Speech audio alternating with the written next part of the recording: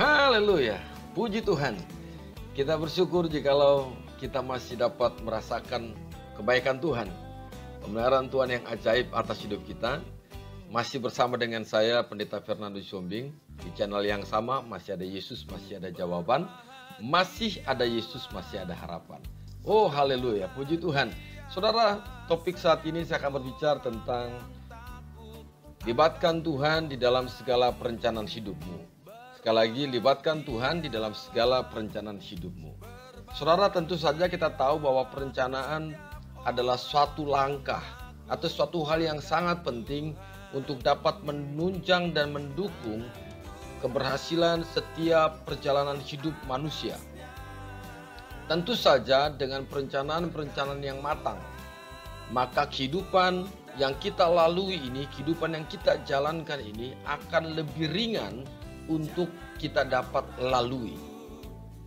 Bahkan dengan perencanaan perjalanan hidup yang baik, yang matang, yang terarah ini, maka tentu saja kita akan dapat meraih impian kita, dapat meraih visi dan misi kita, dapat terarah kepada tujuan yang jelas, menuju goal yang kita inginkan.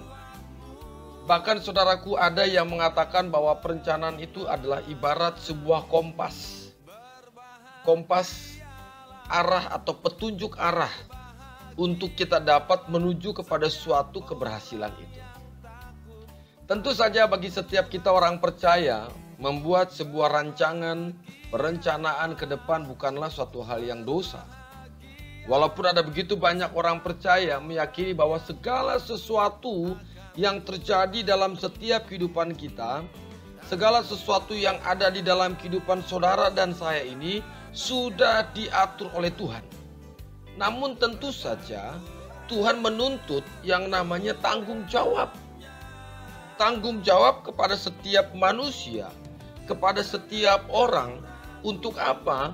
Untuk kita dapat mengerjakan segala sesuatu di dalam kehidupan kita dengan tidak sembrono, dengan tidak asal-asalan, dengan tidak sembarangan.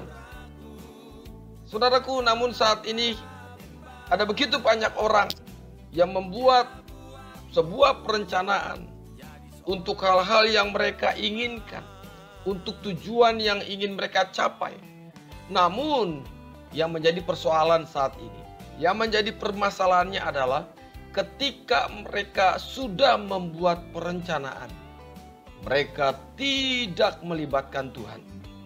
Ketika mereka sudah membuat perencanaan ini, ketika mereka sudah membuat program-program ini, baik itu program atau perencanaan pelayanan ke depan, pelayanan atau kehidupan di kemudian hari kelak, atau perencanaan untuk menikah, mereka tidak melibatkan Tuhan. Mereka membuat perencanaan tetapi tidak melibatkan Tuhan di dalamnya, atau tidak menyerahkan segala perencanaan mereka ini ke dalam tangan kuasa Tuhan.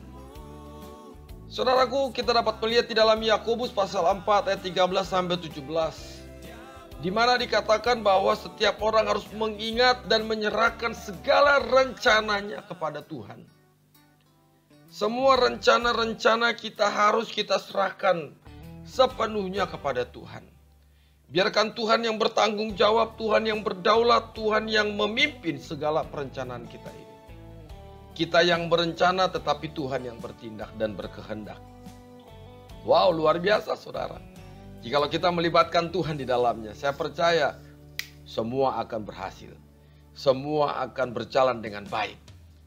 Saudara yang dikasihi Tuhan, kita melihat ada beberapa alasan mengapa kita harus menyerahkan semuanya dan melibatkan Tuhan di dalamnya. Ya tentu saja bahwa yang pertama, bahwa hidup saudara dan saya bukanlah milik diri sendiri. Sebagai orang percaya, hidup kita adalah milik Tuhan. Kenapa demikian? Karena saudara dan saya sudah ditebus, sudah dibayar dengan harga yang sangat lunas, dengan darahnya yang mahal. Tuhanlah yang menjadi pemilik hidup saudara dan saya. Dialah yang berkuasa atas hidup kita, bukan kita yang berkuasa atas hidup kita. Sekali lagi, Tuhan yang berkuasa atas hidup saudara dan saya. Bukan saya berkuasa atas hidup saya. Kenapa? Karena hidup kita sudah ditebus, sudah dibayar dengan harga yang mahal. Yaitu apa? Dengan darah, dengan pengorbanan. Disalib itu. Saudara yang dikasih Tuhan, ketika kita mengerti bahwa hidup kita sudah diselamatkan, ketika kita sadar bahwa hidup kita sudah dimerdekakan ini, tentu saja kita harus paham bahwa sekali lagi bahwa hidupmu bukan lagi milikmu. Hidupmu adalah milik Kristus. Haleluya, haleluya. Oleh sebab itu saudaraku yang dikasih Tuhan, ketika kita sudah ditebus ini, kita sudah diselamatkan, maka pergunakanlah kehidupan kita ini secara benar. Jalanilah hidup kita secara benar. Hidup secara bertanggung jawab. Bukan sakar PDW. Bukan seenaknya sendiri. Lalu saudara, selain hidup kita adalah milik Kristus, kita tidak memiliki kuasa apapun. Kenapa? Karena kuasa itu, otoritas itu ada di dalam Kristus. Manusia dapat menjalani kehidupannya setiap hari, namun tanpa Tuhan, tanpa kuasa Kristus, manusia rapuh, manusia gampang jatuh, manusia tidak bisa mengontrol dirinya sendiri. Manusia tidak bisa melakukan apapun tanpa Tuhan. Jadi sekali lagi, kuasa yang dimiliki oleh Kristus, kuasa Allah ini, itu harus benar-benar ada dalam diri kita. Karena kita adalah manusia yang lemah, kita tidak sanggup tanpa Kristus. Di luar Kristus kita tidak dapat bisa melakukan apapun. Jadi ingat saudara, karena kita lemah, kita tidak berdaya, kita membutuhkan Tuhan. Di dalam segala perencanaan kita pun, kita wajib melibatkan Dia di dalam. Lalu saudara pilih kasih Tuhan. Yang terakhir, bahwa hidup ini sementara. Hidup ini singkat. Waktu tidak akan pernah bisa kembali. Waktu tidak akan pernah bisa diputar untuk yang kedua kali. Waktu atau hari-hari yang sudah kita jalani ini tidak akan pernah bisa kembali lagi. Jadi, saya mau katakan saudara, pergunakanlah waktu hidupmu dengan sebaik-baiknya. Pergunakanlah waktu hidup kita dengan sebijak-bijaknya. Kenapa? Karena waktu hidup manusia itu sangat singkat sekali. Hidup kita sangat singkat. Jangan sampai ada penyesalan di kemudian hari kelak. Oh, kenapa? Kenapa? Dan kenapa? Kenapa saya tidak seperti ini ya? Kenapa saya harus begini ya? Apa salahku? Apa dosaku? Kenapa ya semua perencanaan saya gagal? Kenapa ya dulu saya tidak mendengarkan orang tua saya? Kenapa saya tidak mendengarkan nasihat keluarga saya? Kenapa? Kenapa dan kenapa? Jangan sampai ini menjadi satu pertanyaan. Saudaraku sekali lagi, manusia harus melibatkan Tuhan. Manusia harus mengatakan, yes, jika Tuhan yang menghendaki semua. Artinya apa? Kita berserah total kepada Tuhan. Kita berikan semuanya kepada Tuhan. Seluruh rencana hidup kita. Kita serahkan seluruh perencanaan ini kepada Dia. Kita serahkan seluruhnya. Ketika kita bicara tentang serahkan seluruhnya, berarti secara totalitas biarkan Tuhan yang mengendalikan semua. Saudara dikasih Tuhan, melibatkan Tuhan dan menyerahkan perencanaan kepada Tuhan adalah perbuatan yang sangat bijaksana.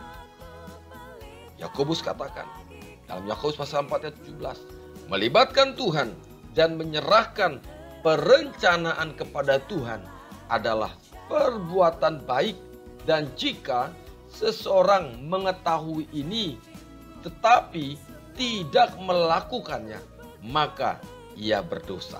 Wow.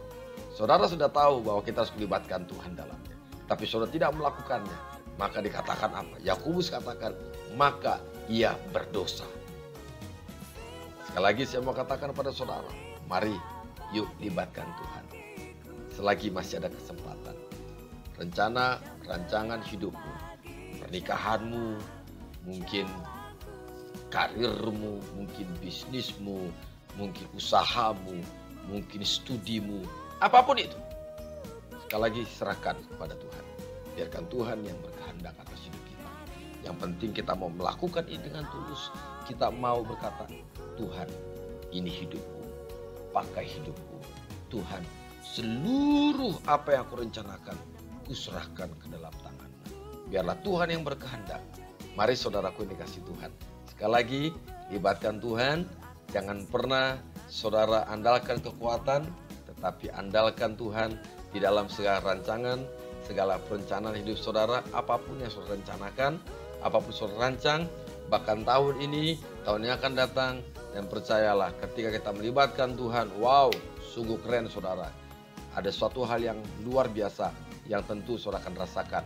Percayalah, masih ada Yesus, masih ada jawaban, masih ada Yesus, masih ada harapan. Soli Deo Gloria, Tuhan Yesus memberkati. Amin.